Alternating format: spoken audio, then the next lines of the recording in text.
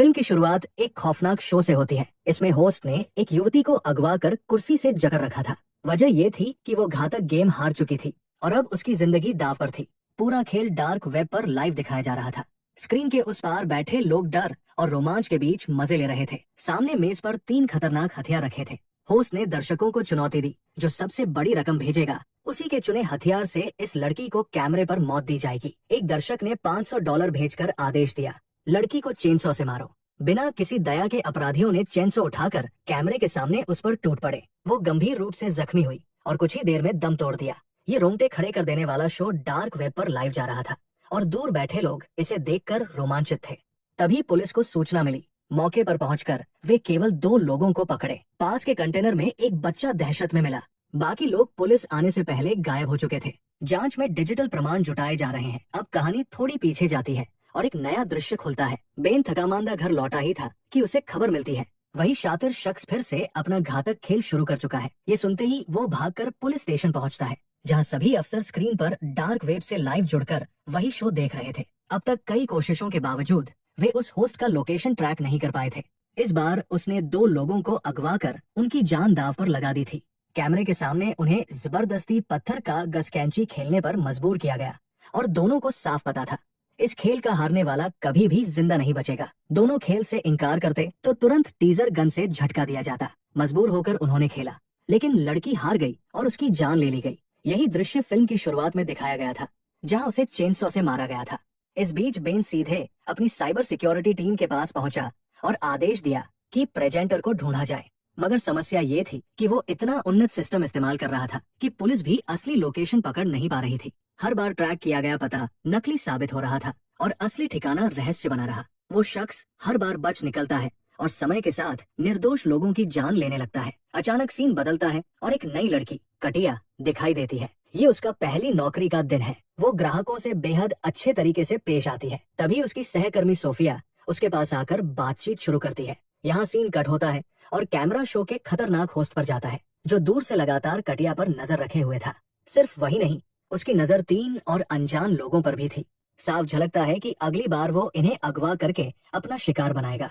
दूसरी ओर बेन अब भी उस होस्ट का पुराना घिनौना शो ध्यान से देख रहा था।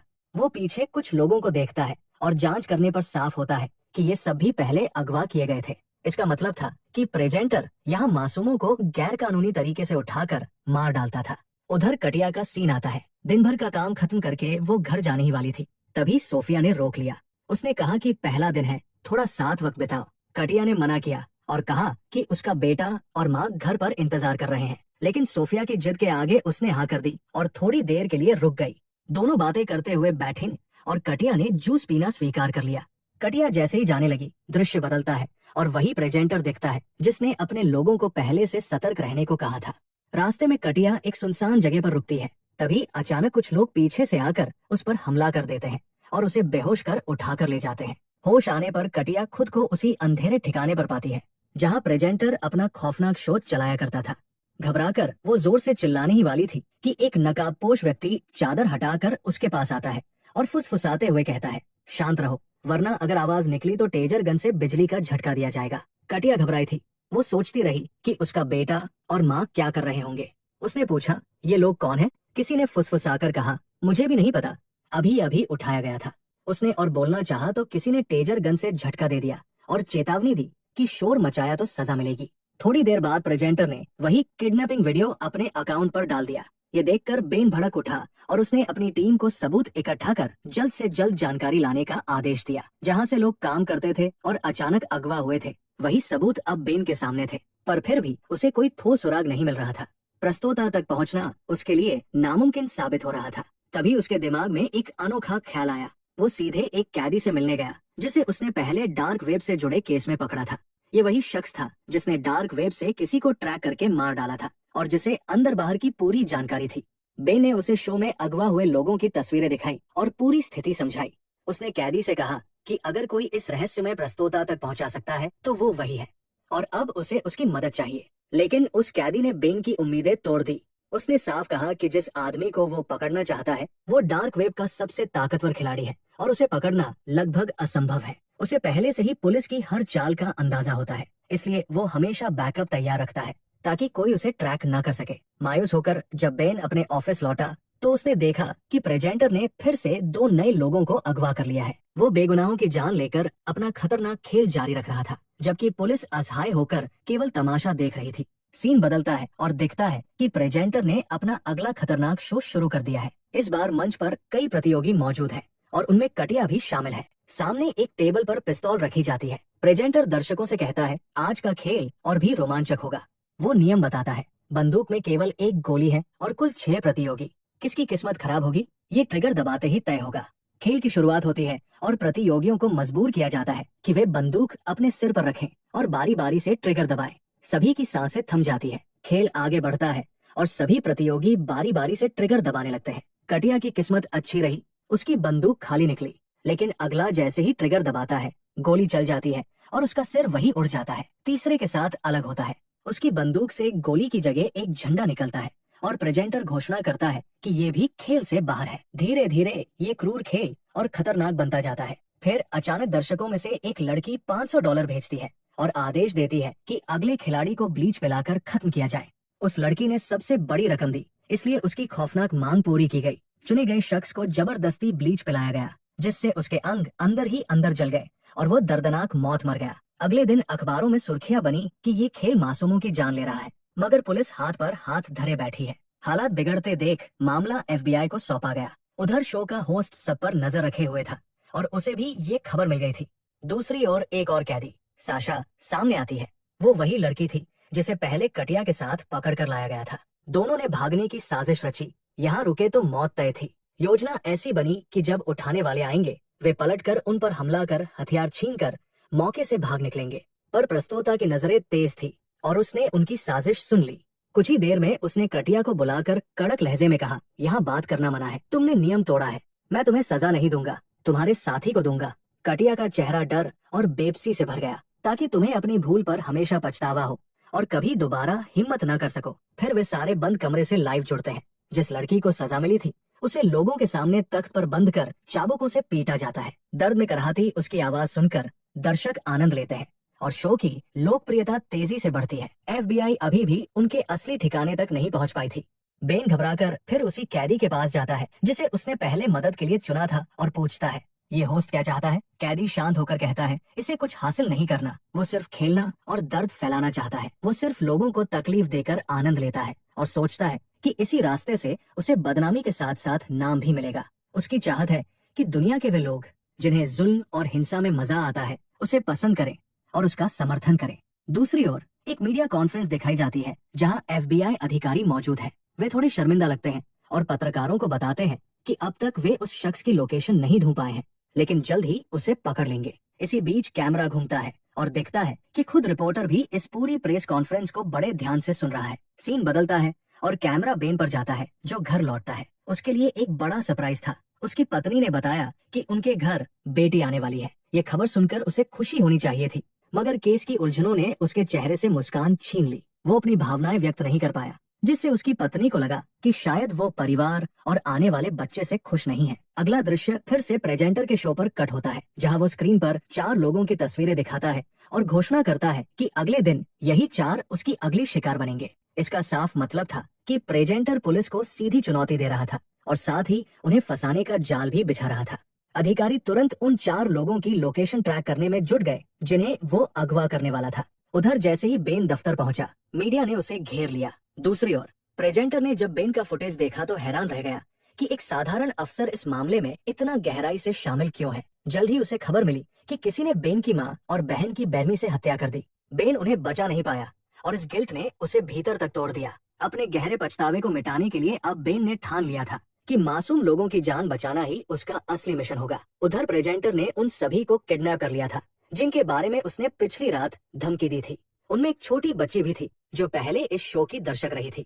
उसे यकीन था कि उसके साथ कुछ बुरा नहीं होगा, लेकिन प्रेजेंटर ने ठंडे लहजे में कहा, एक बार खेल में आ गई हो तो अब दर्शक नहीं शिकार हो। तुम्हें भी वही भुगतना होगा जो बाकी सब झेल रहे हैं। ये सुनकर बच्ची के चेहरे से मासूम मुस्कान गायब हो गई और उसकी जगह डर ने ले ली। इतना कहकर वो कैमरे की ओर मुड़ा और दर्शकों को संबोधित करते हुए बोला, आज हम एक नया खेल खेलेंगे, डॉज गेम। नियम ये था कि खिलाड़ी एक दूसरे पर गेंद फेंकेंगे और बाकी को उससे बचना होगा। जो भी गेंद से छू जाएगा वो तुरंत बाहर हो जाएगा। खेल शुरू हुआ और सभी ने एक दूसरे पर तेजी से गेंदें फेंकनी शुरू कर दी। कई लोग शुरुआत में ही हारकर बाहर हो गए।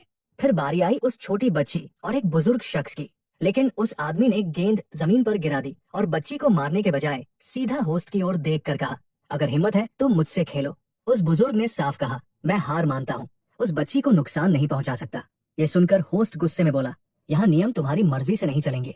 उसी बीच बूढ़े आदमी ने पास पड़ी एक नुकीली तार का टुकड़ा देखा और चुपचाप उसे अपने जूते में छिपा लिया। समय बीतता गया और कई दिनों तक शो प्रसारित नहीं हुआ। अचानक जब शो दोबारा शुरू हुआ तो बेन समेत पुलिस और FBI के सभी अफसर लाइव देखने लगे। अब क्योंकि होस्ट को बेन की सच्चाई पता चल चुकी थी, वो बार बार कैमरे पर बेन का नाम लेकर उसे चुनौती देने लगा। होस्ट को पता था कि पुलिस और आम दर्शक सब ये खेल लाइव देख रहे हैं। उसने ऐलान किया, इस बूढ़े ने नियम तोड़ा है, इसलिए अब इसकी और उस बच्ची की जान जा सकती है। मगर बेन चाहे तो एक को बचा सकता है। उसे तय करना होगा किसे मरना है और किसे जीना है। पुलिस अधिकारी और बाकी लोग बेन से लगातार कह रहे थे कि वो कोई फैसला न ले, लेकिन होस्ट ने धमकाते हुए कहा, अगर तुमने चुनाव नहीं किया तो दोनों को खत्म कर दूंगा।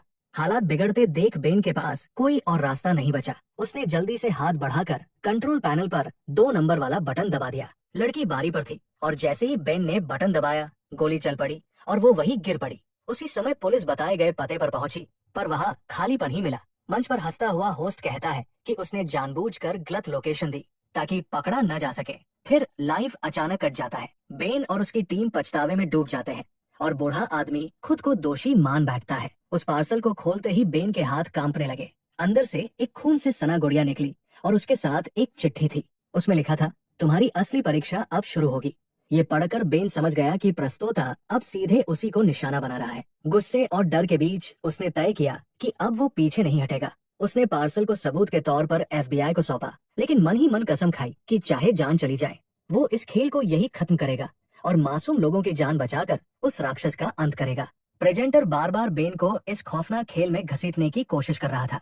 फिर एक दिन वो खुद कटिया के पास आया और ठंडे अंदाज में कहा, आज तुम्हारा आखिरी दिन है, चाहो तो अपने छोटे शेर से बात कर लो। कटिया हैरान रह गई। उसे याद आया कि वो बेटे को छोटा शेर कहती है और ये बात उसने पहले अपनी सहकर्मी के साथ साझा की थी।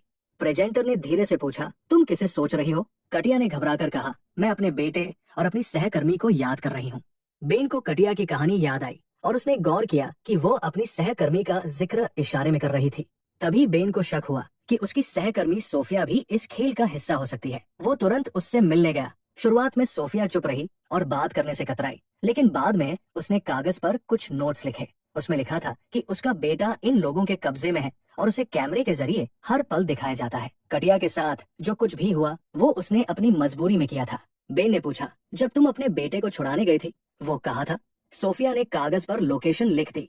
बेन समझ गया कि यही वही जगह होगी जहां प्रस्तोता अपना अगला शो चला रहा है। बिना शोर मचाए वो वहीं पहुंचा, पर जाने से पहले उसने बैकअप के लिए कुछ भरोसेमंद अधिकारी कॉल कर दिए। उसी समय लाइव पर दिखाया गया कि प्रतियोगी जो बंदूक दिए गए थे उन्होंने एक खौफनाक फैसला किया। खुद की बजाय वे वहां मौजूद लोगों को निशाना बनाकर अपनी आजादी पाने की ठानी। फैलती हड़कंप में सब कुछ उलझ गया। बेन ने कटिया को आश्वासन दिया कि अब वो अकेली नहीं है। तभी गार्ड्स ने उन पर फायरिंग शुरू कर दी। बेन ने जवाबी गोलियां चलाई और कटिया को पास की दीवार के पीछे छुपा दिया। कटिया डरी हुई थी, लेकिन बेन ने कहा कि अब सब ठीक होगा क्योंकि पुलिस रास्ते में है। इतने में सायरन बजने लगे और पुलिस की गाड़ियां बाहर आकर रुक गई।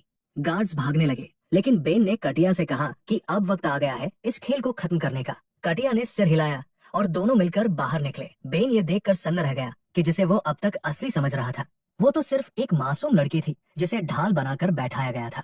कमरे में चारों तरफ कैमरे लगे थे और अचानक स्क्रीन पर प्रेजेंटर हंसते हुए नजर आया। उसने कहा, बेन तुमने फिर वही गलती की। मासूमों को बचाने आए थे और एक और मासूम को खतरे में डाल दिया। बेन गुस्से और पछतावे से कांप उठा। तभी पुलिस की आवाजें पास आने लगी, लेकिन प्रेजेंटर पहले ही अपनी नई लोकेशन बदल चुका था और खेल अभी खत्म नहीं हुआ था। सीन यहीं पर बड़ा ट्विस्ट दिखाता है। असल मास्टरमाइंड प्रेजेंटर नहीं बल्कि उसकी पत्नी यानी सोफिया थी। वही जो बाहर से मासूम और मजबूर लग रही थी, असल में उसी ने पूरा जाल बिछाया था। प्रेजेंटर तो बस उसका चेहरा था, लेकिन असली दिमाग सोफिया का था। उसने ही बेन को शुरुआत से खेल में फंसाया और कैटिया को इस्तेमाल किया। अब गाड़ी दूर जाती दिखती है और कैमरा सोफिया के चेहरे पर रुकता है, जहां उसकी मुस्कान साफ बताती है कि असली खेल अभी बाकी है। यहाँ कहानी अपने आखिरी मोड़ पर पहुंचती है असल में पूरा जाल बेन को भी फंसाने के लिए रचा गया था। लेकिन ट्विस्ट यही खत्म नहीं होता। पोस्ट क्रेडिट सीन में वही प्रेजेंटर फिर से स्क्रीन पर आता है और कहता है कि ये तो बस शुरुआत थी, वो जल्द ही इस शो का सीजन 2 लेकर लौटेगा। दर्शक तालियां बजाते हैं और खुश होते हैं, जबकि पुलिस के लिए ये और भी बड़ा सिरदर्द बनने वाला है। फिल्म यही खत्म हो जाती है। एक और रहस्य की झलक छोड़